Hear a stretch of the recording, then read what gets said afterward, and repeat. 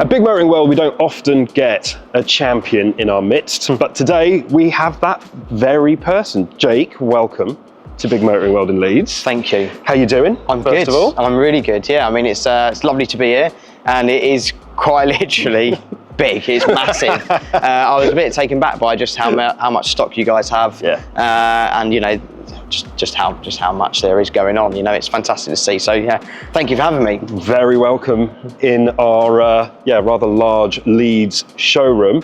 Now, ordinarily you're pounding tarmac out there on race circuits up and down the UK and the world, in fairness. Yeah. But today we've picked out 3 cars from our extensive stock list here to have a little chat about, see how you feel about them. We might have a little surprise at the end as well. But let's start with your first pick of the day. And we've gone EV, full electric vehicle.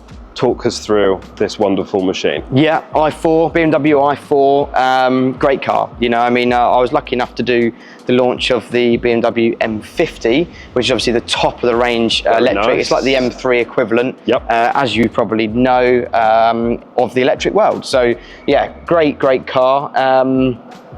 It's just a nice, comfy, quiet, sporty place to be, you know, so there's not much to dislike about them. It's just, you know, it's just for whatever purpose you require for driving. You know, I mean, for me personally, with the amount of miles I do in motorway driving, I'm struggling to get into an EV just because they don't quite have the distance that I require. But if I had a job where I didn't have to go too far, you know, or it was more of a family car that you used, you're just going around town, I'd have one all day long. Perfect, yeah. And EVs aren't for everybody yet. Yeah. You know, 300 mile plus range, according to BMW on an i4. Yeah.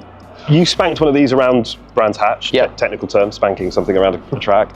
How did it handle, though, from a professional's perspective? Don't get me wrong, you know it's a heavier thing. You know, when you compare it to, say, a normal 3 Series, you know, it definitely, you can feel the weight. I'm not going to lie and tell you that you can't. But BMW have done a fantastic job in, you know, altering the suspension and everything to deal with that. And it still handles really well, genuinely handles really well. And that punch you get, especially off the slow corners, you know, from that instant torque of just an electric car, you can't beat it really. But yeah, as a performance track driving car, a little bit too heavy still. Some development still to go. Still to go, yeah. Well, talking of heavy, your second choice is heavy. It is, but we have rustled up this BMW X5. Yeah.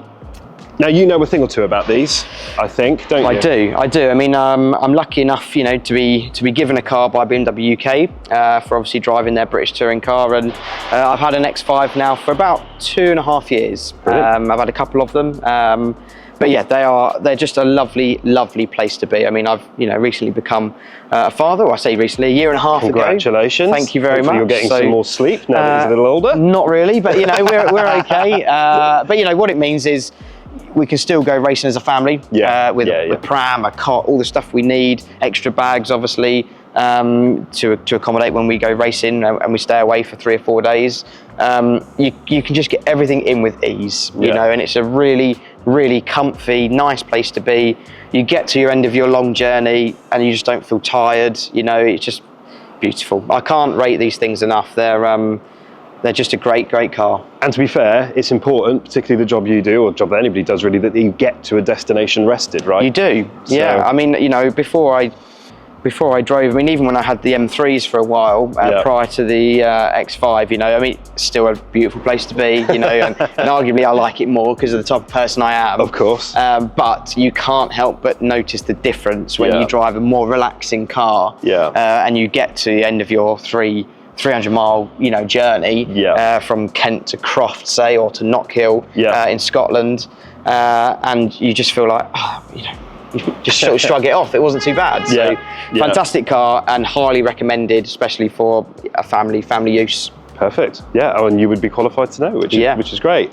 Now, the third car that we've got here at Leeds, something a little bit more familiar, I think. Yeah. So should we have a little look and see what we can find? Let's go. So the last BMW in our trio of BMWs is this. 330e, burnt orange, striking. talk us through this and what you like about it, and how it makes you feel potentially. Great car, you know, great everyday car. Obviously, it's very close to home with my British touring car.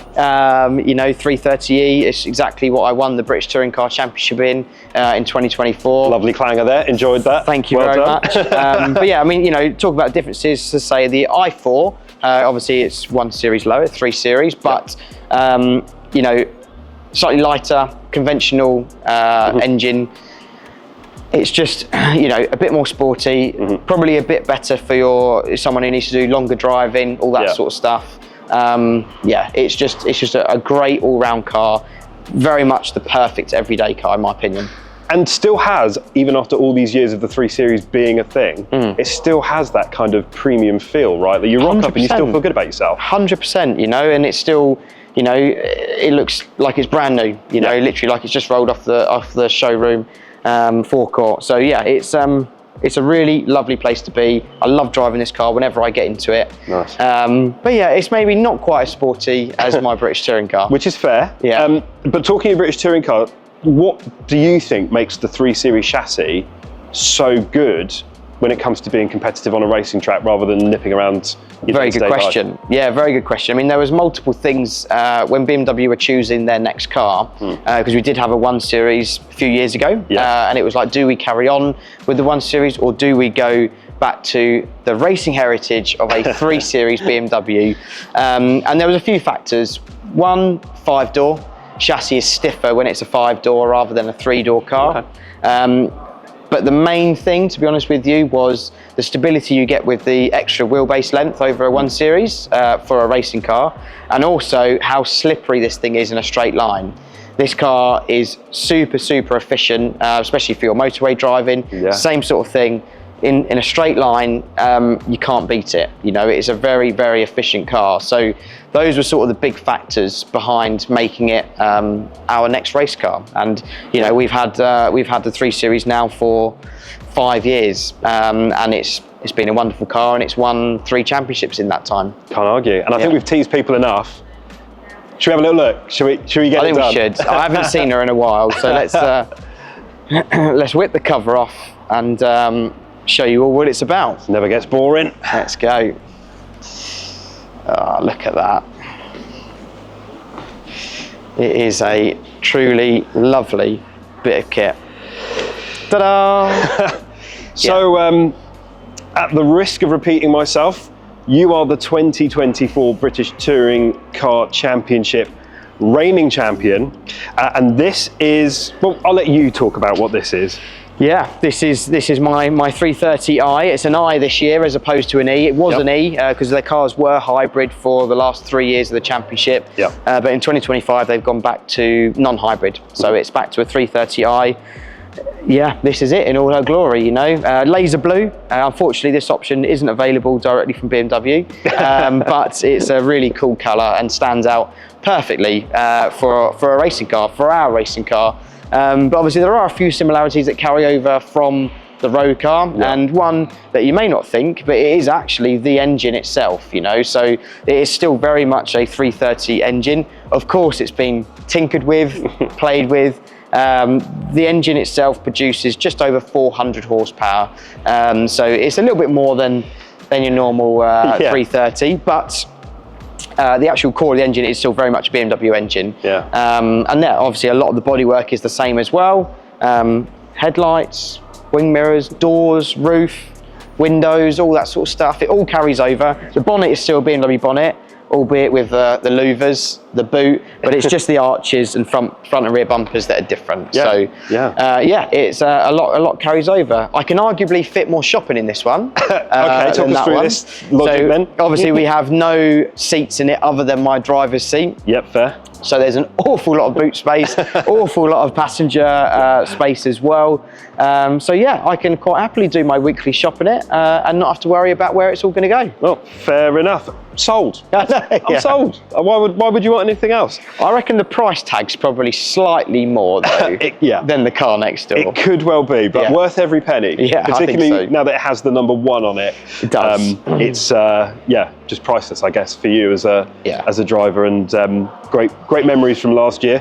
Of course, we still have 2025 championship season to finish, and that's probably a good place for us to finish our chat here at Big Motoring World in Leeds. Everybody here at Big is just wishing you the absolute best throughout the rest of the championship season. And at Big Motoring World, we are incredibly proud to be partners of Laser Tools Racing and MB Motorsport, and of course doing our part in helping you, Jake, get onto the podium. So thank you very much for watching, and we will see you trackside soon.